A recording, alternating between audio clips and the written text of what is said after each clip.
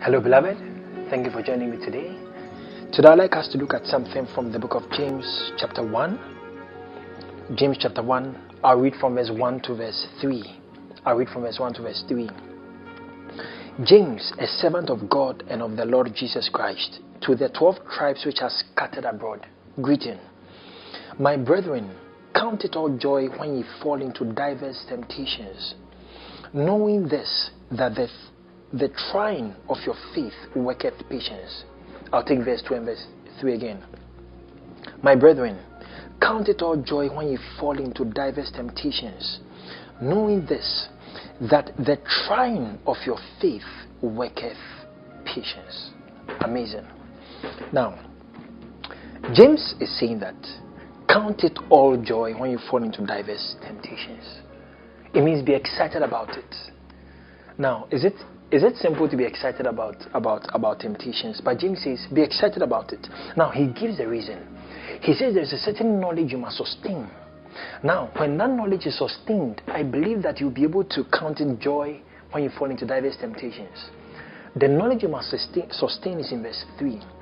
James says, knowing this, that the trying or the testing of your faith worketh patience. So James says that in those temptations, in those trials, in those troubles, in those challenges, what happens is that your faith is being tried. He says, as your faith is tried, faith being tried produces or works patience. Then in verse 4 he said, but let patience have a perfect work, that ye may be perfect and entire, wanting nothing. So it now brings you to a certain point of completeness.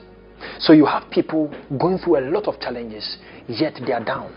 But James says, count it joy when you have the knowledge that what is happening is that my faith is being tried.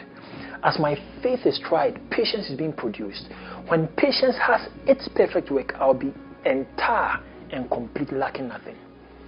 For that reason, I must sustain this attitude of counting it all joy when I fall into diverse temptations.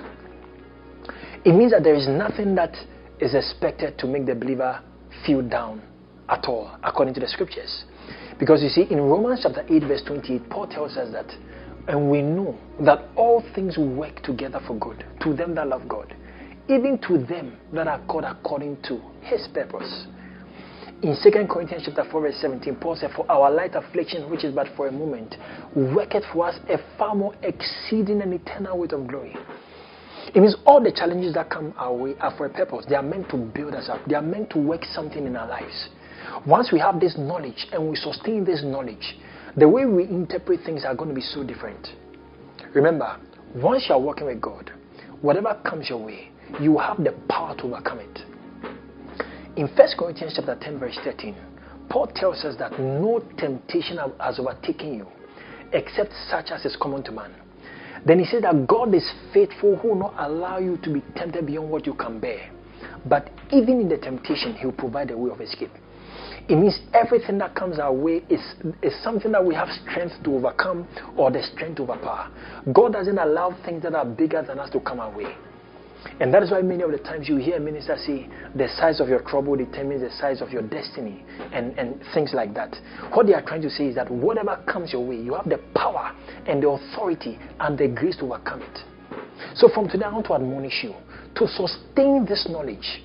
That knowledge that the trying of my faith will work patience. Because of that, I must have an attitude. What is that attitude? That I will count it all joy when I fall into diverse temptations. It means from today, you have every cause to be always joyous, no matter how the situation goes. Whether it seems good or it seems bad, you know that the testing of my faith is producing patience. God richly bless you, and thank you for joining me today. See you same time in our next session. God bless you.